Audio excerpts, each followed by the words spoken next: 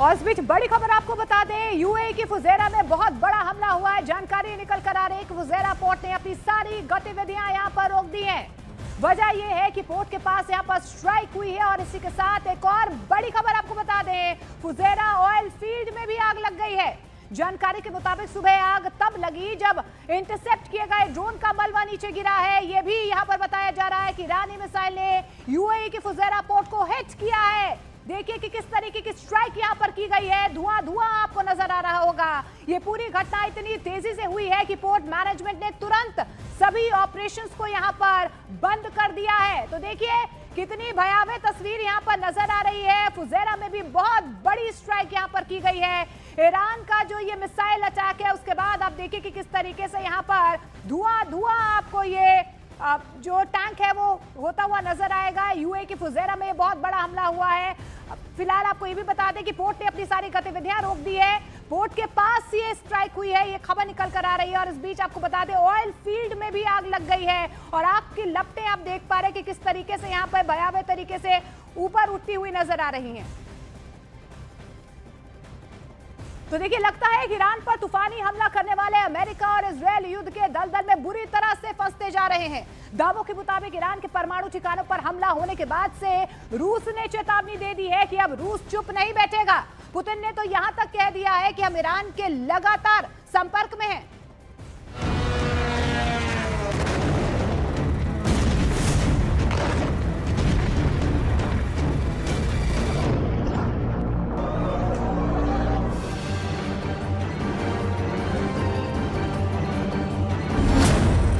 परमाणु ठिकाने पर बड़ा हमला, 1500 मिसाइलों से ईरानी कोहराम।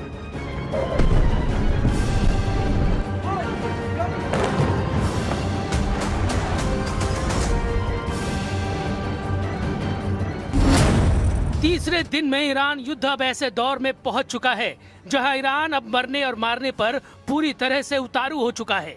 जहां पहले राउंड में अमेरिका और इजराइल ने एक तरफा हमले करके सुप्रीम लीडर अली खamenei समेत 48 से ज्यादा टॉप लीडर्स और कमांडर्स को मार डाला, तो वहीं अब ईरान ने पिछले 3 दिनों में 1000 मिसाइल और ड्रोन से इजराइल और पश्चिमी एशिया में फैले अमेरिका के दर्जनों सैन्य अड्डों पर भीषण हमले किए हैं।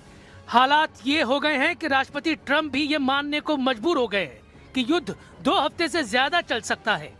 खबर तो यहाँ तक है कि बौखलाए अमेरिका और इजराइल ने ईरान के परमाणु ठिकाने नतांज पर भीषण हमला किया है, जिससे रेडिएशन का खतरा पैदा हो गया। दावा तो यहाँ तक किया गया है कि ईरान ने अपनी खैबर शेकेन और फत्ताह 2 जैसी घातक मिसाइलों से हमले कर दिए हैं। इजराइल की राजधानी तेल अवीव में 40 से ज्यादा इमारतों को ईरान ने अपने मिसाइल और ड्रोन हमलों से उड़ा दिया। यरूशलेम ने भी ईरान के तूफानी हमलों से भारी तबाही हुई है। अब तक युद्ध में अमेरिका के कई जेट गिर चुके हैं। कुवैत के रक्षा मंत्रालय का यहां तक दावा है कि अमेरिका के कई जेट गिरे हैं। हालांकि कुवैत ने संख्या नहीं बताई है। कुल मिलाकर मिडिल के 8 देश ईरान की बदले की आग में जलने लगे हैं। हम शुरुआत करते हैं अमेरिका और इजराइल के उस तूफानी हमलों से, जिसकी वजह से पश्चिमी एशिया में परमाणु जंग का खतरा पैदा हो गया है। ईरान के परमाणु ठिकाने पर हमला, नेतन्याहू के दफ्तर पर निशाना। 28 फरवरी 2026 को शुरू हुए ऑपरेशन एपिक फ्यूरी और ऑपरेशन रोरिंग लॉयन में ईरान ने तांडव मचा रखा है। रॉयटर्स के हवाले से खबर आ रही है कि अभी तक ईरान में 255 से ज्यादा लोग मारे जा चुके हैं। तेहरान के पश्चिमी इलाके में सबसे ज्यादा अमेरिका और इजराइल ने हमले किए हैं। खबर तो यहाँ तक है कि इजराइल और अमेरिका ने ईरान के नतांज परमाणु ठिकाने पर भीषण हवाई हमला किया है।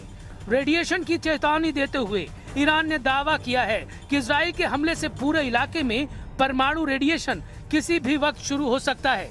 पिछले 72 घंटे में दोनों तरफ से हजारों मिसाइल, बम और ड्रोन एक दूसरे पर दागे जा चुके हैं। जरा ये आंकड़े देखिए। पिछले 72 घंटों में अमेरिका और इजराइल ने ईरान के भीतर 2500 से अधिक ठिकानों पर बमबारी की है। पहले 24 घंटों की रिपोर्टों के अनुसार केवल पहले दिन अमेरिका ने 900 और इजराइल ने लगभग 1200 हवाई हमले किए हैं।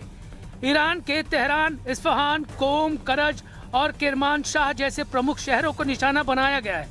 इजराइल के 200 से अधिक लड़ाकू विमानों, जिसमें F-35 और F-15 ने सैकड़ों टन सटीक हथियार और लगभग 500 से अधिक बड़ी मिसाइलें दागी हैं। अमेरिकी युद्धपोतों और पनडुब्बियों ने 1000 से अधिक टोमाहॉक क्रूज मिसाइलें दागी हैं। अमेरिका ने अपने B-2 स्टील्थ बॉम्बर से 14 GBU-57 बम गिराए।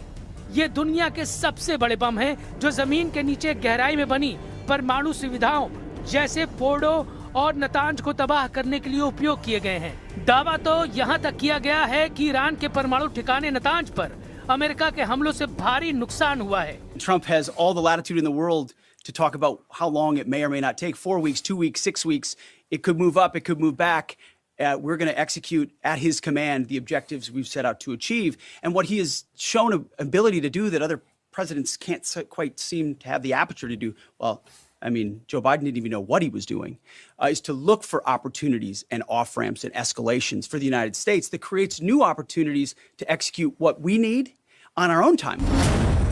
ईरान का तूफानी पलटवार, खौफ में ट्रंप, 4 हफ्ते चलेगा युद्ध। दूसरी तरफ ईरान ने भी इजराइल और अमेरिका के सैन्य अड्डों पर तूफानी हमले किए हैं। कतर, बहरीन, कुवैत, सऊदी अरब, यूएई, साइप्रस और तुर्की में आज ईरान ने इतने तूफानी हमले किए हैं जिन्हें देखकर राष्ट्रपति ट्रंप बुरी तरह से बौखला गए हैं। ट्रंप ने माना कि ये जंग 2 हफ्ते से लेकर 4 हफ्ते तक चल सकती है। हैरानी की बात तो ये है कि जिस ईरान को पहले राउंड के हमलों में हराने का दावा कर रहे थे, वो अब लंबे युद्ध का अनुमान लगाने लगे हैं।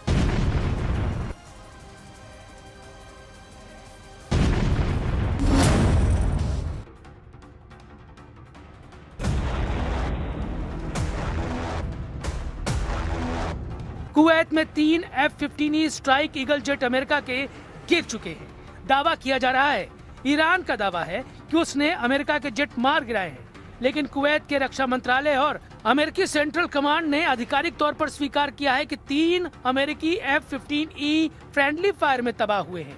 हालांकि पायलट सुरक्षित बताए जा रहे हैं। अगर हम हवाई हमलों के हिसाब से ईरानी हमला करने की क्षमता को देखें तो वाकई ईरान ने कोहराम मचा दिया है। ईरान ने इस वक्त 700 किलोमीटर दूर इराक में अमेरिकी अड्डों पर हमले तेज कर दिए हैं। 750 किलोमीटर दूर कुवैत पर ईरान ने ताबड़तोड़ ड्रोन और मिसाइल हमले किए हैं। 1050 किलोमीटर दूर बहरीन के मनामा में ईरान ने अमेरिका के नौसैनिक अड्डे पर हमला किया है। 1150 किलोमीटर दूर कतर पर सबसे भीषण हमला ईरान ने किया है। यहाँ पश्चिमी एशिया में अमेरिका का सबसे बड़ा सैन्य अड्डे को ईरान ने तबाह कर दिया है। 1280 किलोमीटर दूर यूएई में भी ईरान के हमलों से भारी तबाही हुई है। 1300 किलोमीटर दूर सऊदी अरब की आरामको तेल कंपनी पर ईरान ने तूफानी हमला किया है। इससे सबसे बड़ी रास तनूरा रिफाइनरी को भीषण नुकसान हुआ है। 1460 किलोमीटर दूर जॉर्डन में भी ईरान के हमले से भारी नुकसान हुआ है। 1500 किलोमीटर दूर ओमान में ईरान ने अमेरिकी ठिकाने पर ड्रोन से हमला किया है। अगर बात करें इजराइल की तो ईरान ने 1550 किलोमीटर दूर इजराइल के कम से कम 6 शहरों पर तूफानी हमले किए हैं। अकेले राजधानी तेल अवीव की 40 इमारतों को ईरान ने ध्वस्त कर दिया है, जबकि 1750 किलोमीटर दूर साइप्रस में फ्रांस के अड्डे पर भी ईरान ने मिसाइलों से हमले किए हैं। कुल मिलाकर ईरान ने साबित कर दिया है कि भले ही अमेरिका और इजराइल ने उसका ऐतिहासिक नुकसान किया है, लेकिन ईरान आखिरी दम तक मुकाबला करेगा।